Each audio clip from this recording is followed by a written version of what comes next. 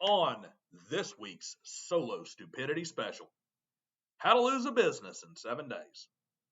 That's right, folks, I had quite a few fun forays into failures of the frontal cortex on tap this week, but like the Highlander of stupidity, there can be only one. I'm Daniel, and as always, this is Driving and Dragons, here to save you all from accidentally starting your week with any faith in humanity via intelligence as a dump stat. Please take a second to like and subscribe, share the video far and wide, and leave a comment below because I know you all have something to say on this one. An update on the Dodge Dart. Surprise, surprise. Great state of New York didn't like the handwriting and thought a capital I was a lowercase l and decided they needed corrected paperwork. Funny thing is, once I get the car to Alabama, they will tell me that they won't even title the car because it's an antique and the only paperwork they'll have is a bill of sale. But money is starting to accumulate over on Patreon to start that project. So join on over there on Patreon, where paid members are automatically entered to win the car itself once finished and a trip to whichever con is convenient for delivery. And there's a heartfelt thanks I've got to send out to all the folks who have joined over on Patreon, free and otherwise, and especially those who've decided that they will give a few bucks towards making that crazy dream a reality.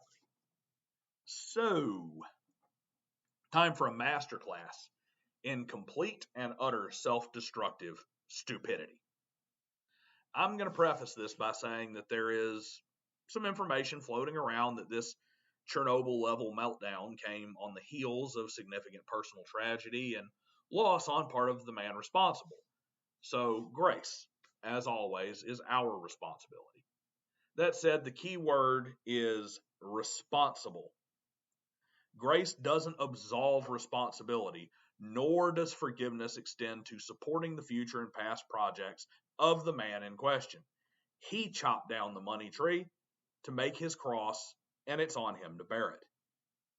The man in question is, of course, Stephen E. Deinhardt IV, leader of Wonderfilled Games, the publisher of Giant Lands, and one of the several claimants to the trademark of the old TSR brand. Giant Lands has its own interesting history. It started with the support of Jim Ward and Ernie Gygax Jr., both now deceased, RIP. It drew the ire of the Sparkle Troll social justice culture warrior side of the hobby. As a result, the only people with any real interest in Wonderfilled were old school D&D guys who held Gygax and Ward in high esteem. Wonderfilled didn't do very much to support the game, and it never really saw any significant success. But it did sell, and the only people it really sold to were those who had a love of the pre-WotC game and did not share the social views of the cancel mob. Well, Stephen quite literally decided that the best thing he could do is launch a vicious, racist attack on the only customers he actually had. He started by posting the cover of a Giant Lands book with the following caption, quote, "Malcolm X had it right. The most neglected person in America is the black woman. It's one reason we feature a ethically mixed black woman on the cover of our first Giant Lands book, which takes place in future North America." Okay, racial pandering, and certainly in the vein of white guys in their basement type comments that we've heard from people around the hobby and designers of a certain bent. And we'll go ahead and forgive the grammatical error. It would be an ethnically mixed woman. But what next? Quote, "In fact, we worked a lot with Larry Elmore, Steve Wundt, and Jeff D. to make the art for Giant Lands more representative and inclusive." The premise? What if in the future there were no white people? James Ward loved it too. Larry always tried to sneak in people of color into his TSR art, though he often denied his attempts to make D&D less white. So we decolonize the RPG and make a future where USA and white people don't exist, unquote. Now, this is bad.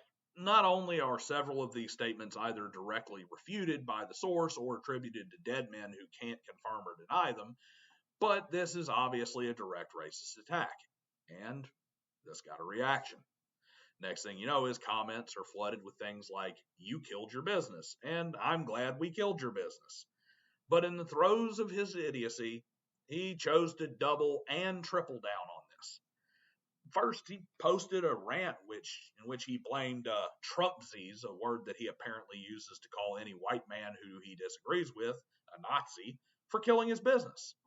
He claimed he hasn't sold any games in years, punctuated with replies to the above posts like, "What business? You people are so stupid." He informed us all that he is decolonizing the RPG industry and that straight white men and all Trump supporters are not welcome at his table and he doesn't want their business. Well, guess what, Steve-O? That was literally the only people, the only client base who ever bought your mediocre game to begin with. And make no mistake, Giant Lands is pretty mediocre. It had some well-done art pieces and had some beloved names attached to it.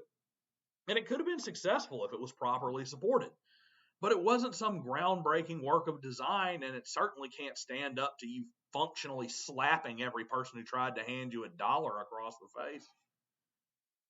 I mean, then he comes out with this gem, quote, "You'll just be bred out of existence. We're not like you. We'll just eliminate your seed from this earth," unquote. Pure genocidal racism. Pure genocidal racism that targets your only customers and whose only victims are your business and anyone with the great misfortune to have invested in it. Quote, "Trumpsy losers like this is what killed our business. They live in some off-white fantasy of reality. We won't serve them or theirs. They are not welcome at our tables.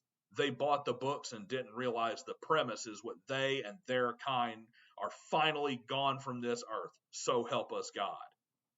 Can't get too much worse than that, can it, guys? I mean, he really isn't burying the lead here too much. But wait, there's more. Not only did this moron continue to spew this bile across the internet, he then nuked everything. The Wonderfilled Facebook? Gone. The Wonderfilled website? Sorry, we're doing some work, 404 not found. The Wonderfilled X account where this moronic tirade started? First nuked, virtually everything deleted, then renamed it You a Bitch, then totally nuked it from X only to reactivate it as Dodo 9966 or 99966 detected, which is a reference to some kind of retarded experimental art film that Steven created back in 2017. That is apparently some kind of nihilistic reference to an artist who abandoned their work, at least as far as I can tell.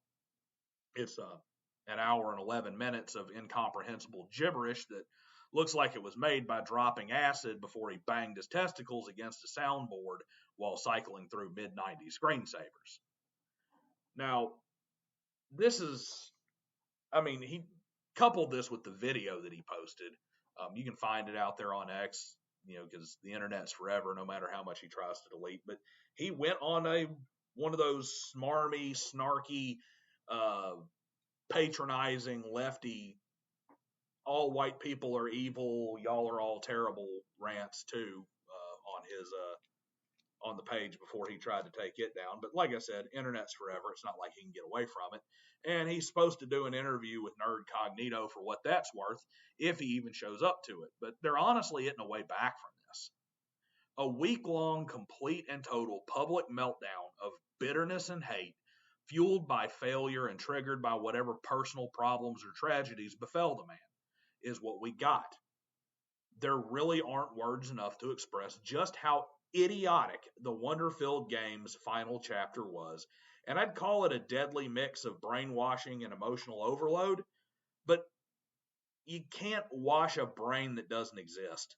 And just because we feel sorry for the cracked genocidal madman doesn't mean we don't throw his ass in the loony bin, pump him full of benzodiazepine, and let him talk to the walls of his padded room. That's all I got for this week. I sure hope the next week we can go back to, ribbing the Bro SR for licking the windows and guessing who will be replacing Screw Tape as the managing director for Wizards of the Coast.